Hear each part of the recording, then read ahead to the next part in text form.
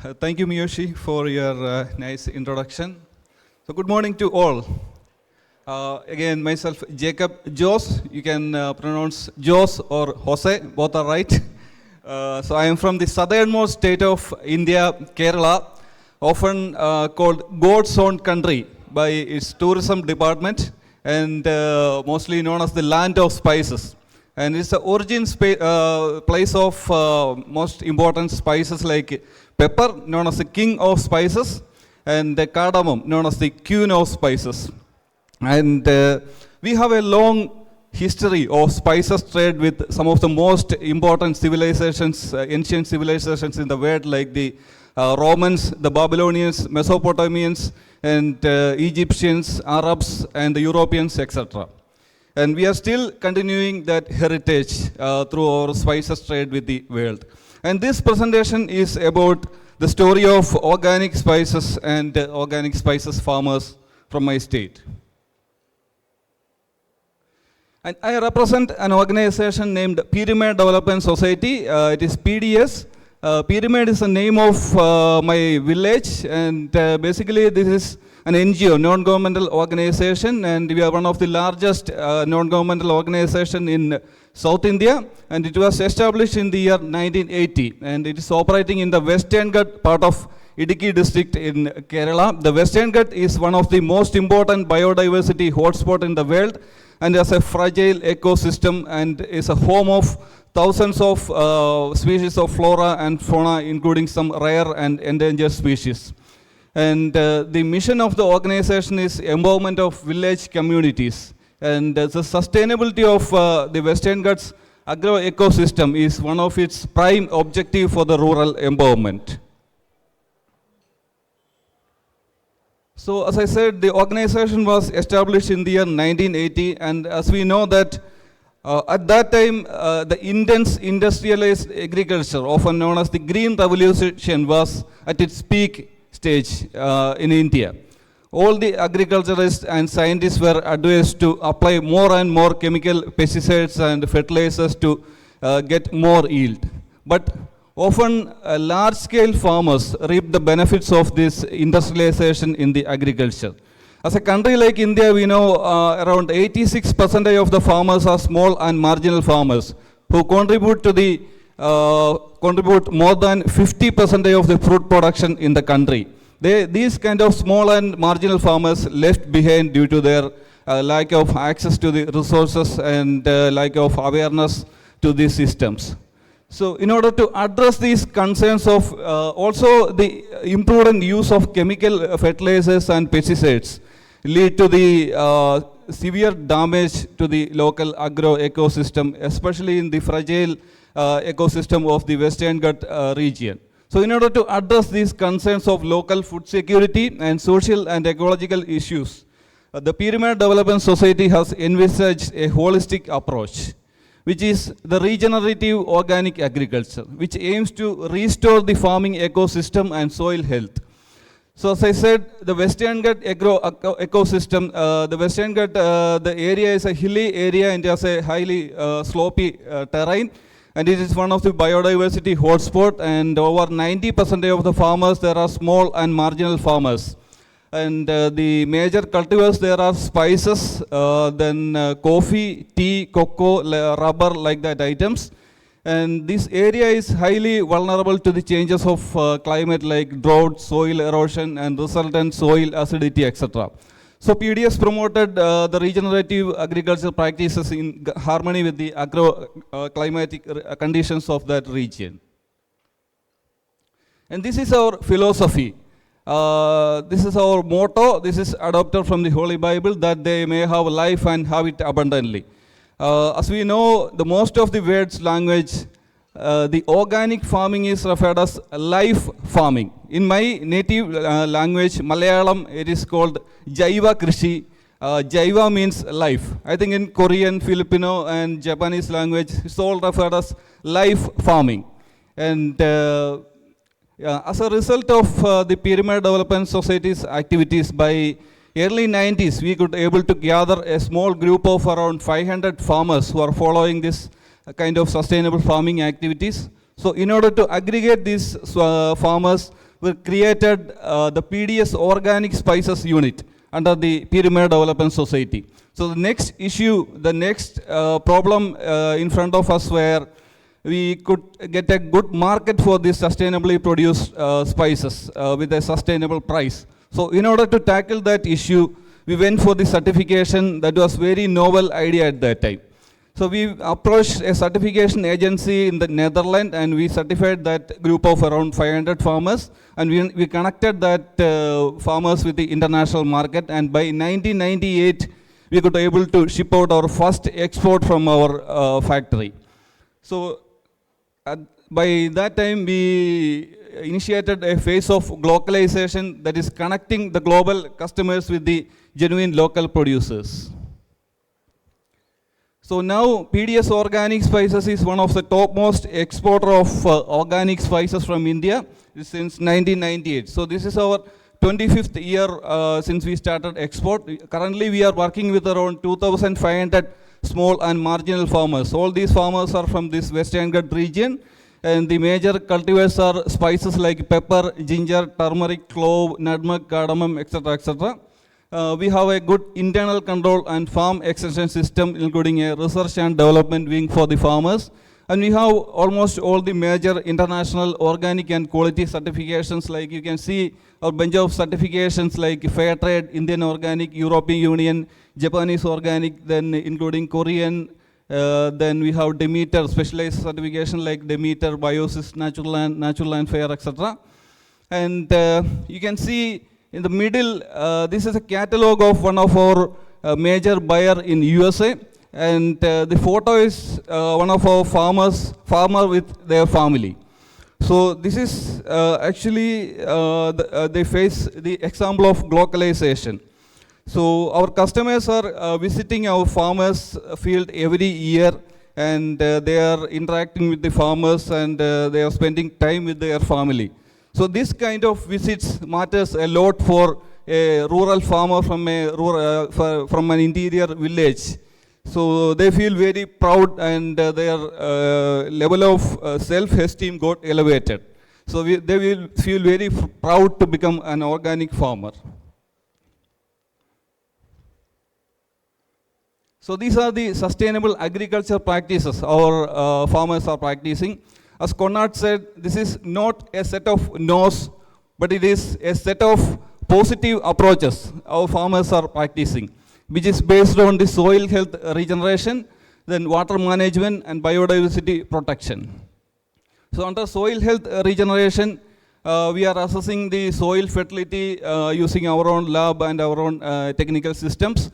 Then all our farmers are following mixed crop cultivation. You can see at least 25 varieties of plants in all our farmers' field.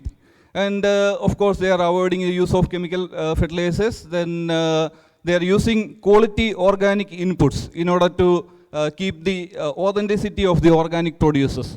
Then ensuring maximum soil cover. Then they are planting vetiver-like plants to prevent the soil erosion and keep the soil lively. Then we are arranging a lot of capacity building awareness programs for the farmers. Under water management, almost all the farmers, they have rainwater harvesting system in their farms. They are following water recharging system, watershed management, and maintaining soil cover in order to prevent the water loss from the soil. Then we have a system, we have a program for the renovation of water resources and river conservation. Then we are doing water budgeting in some of the farms, and we are doing a lot of capacity building in that respect also. And for the biodiversity protection, this awareness program, then we have recorded the soil microbial population in almost 90% of our small farmers' land. Then we are promoting the climate resilient local varieties. As I said, this place is a birthplace of lot of spices like pepper, cardamom, turmeric, etc. So you can see a lot of indigenous varieties of plants there. So our farmers are taking special care to protect and preserve these kind of indigenous varieties which are very climate resilient. Then promotion of pollinators and predators using local plants, then conservation of traditional knowledge. In all our awareness classes, training classes, we have a special session to share the traditional knowledge of the farmers. Then the medicinal plants promotion, etc. So this is our processing facility. We have a state-of-art processing center. It's fully certified organic, dedicated only for organic spices processing.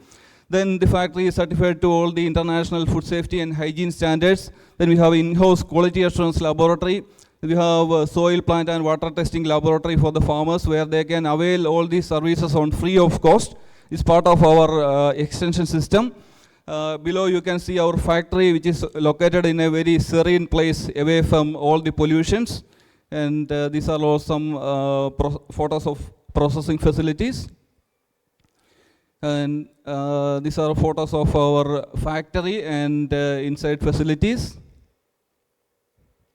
And this is our global reach. We are exporting our products to almost all parts of the world, like the US, then European countries, including then Korea, then some African countries, Australia, etc.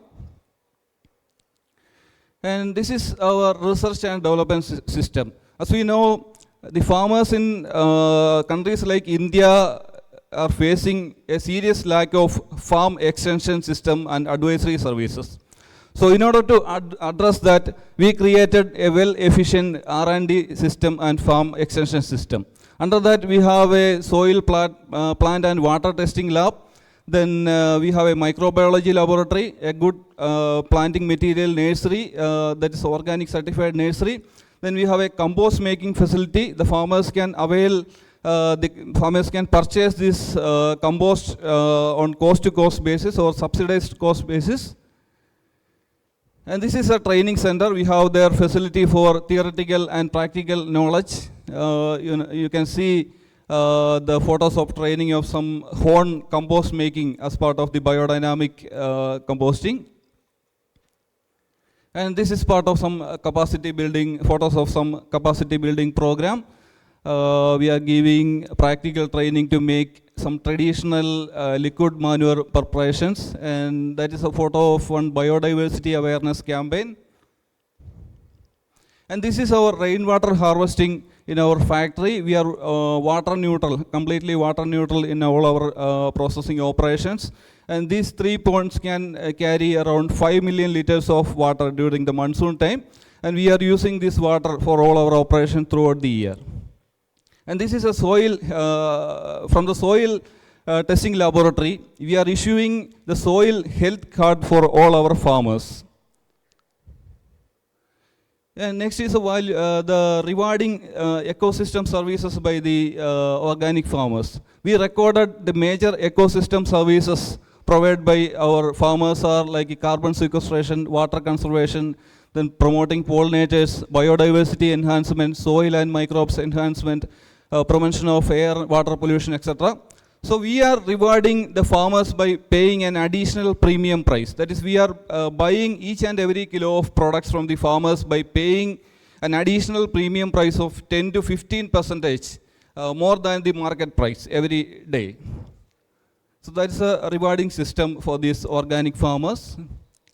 Then these are some exclusive models. First is reduced carbon emission and efficient resource utilization by adopting modern technology. Then we did the carbon sequestration analysis. Then we have a pooled purchase system because all our farmers are scattered around more than 200 square kilometer area. So for a small farmer, in order to carry their products to our common processing facility, they have to call a vehicle, and the cost is also very high. So what we are doing is that we have a decentralized purchase system. In almost all the villages, we have a purchase point. The farmers in that villages, they can bring the their produce to the nearest purchase point, and our vehicle will go there, and they will carry the items to the central processing system, so that we can the farmers can save their cost, and we can reduce the carbon footprint during the purchasing. Then the operations are water neutral and energy efficient, and we are following sustainable supply chain operations throughout our system. Then next is eco-economization, that is transforming ecological conservation activity to the economical activity. This is one example of economization. We can see that kind of grass everywhere in Idiki district, in our area, in Western Ghat. The name of the grass is vetiver. It is Chrysophorgan cisternoides, that is a scientific name. Actually, the farmers are using that to prevent the soil erosion, and the root is an Ayurvedic medicine, and using in aromatic industry also. So we found a use for the leaves. We trained a group of 50 ladies to make basket like that, and we are buying back that basket from this ladies group and using in our spices supply value chain as a gift box. So this is, the farmers are more encouraged to plant this vetiver grass more and more in their field, because they are getting an additional revenue through this kind of value addition. And this is also a woman empowerment activity. And this is another program which is called Land to Lab. So when we are thinking about innovation, it is always something invented inside a lab or a university classroom and giving that down to the farm, which often fails to serve its purpose. But this is a reverse approach. This is land to lab. We are considering the farmers as the best innovators. Our technicians are going to the field and they are documenting the innovations done by the farmers, and they are taking that to our lab and just polishing it and giving back to the farmers with all the IPR and all the papers, and the farmers can make that as a small business, an enterprise.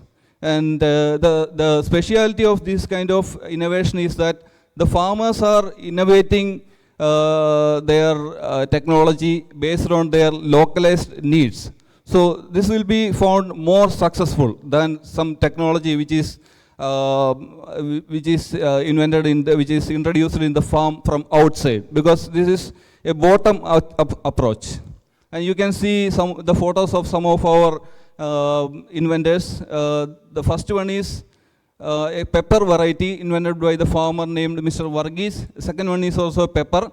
Then the last one is coffee. Then the second last one is a nutmeg variety, and you can see some cardamom varieties. And other than that, we have a lot of small farm equipments and dryers, decorticator, like that, lot of equipments. More than 100 innovations we have documented and made us the micro enterprises.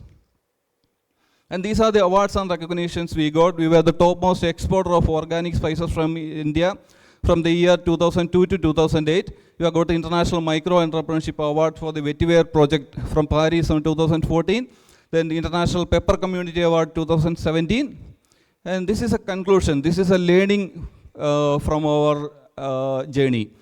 First is regenerative agriculture practices ensure the sustainability of agroecological system, which leads to the revival of local agroeconomy and quality of life for the farmer community.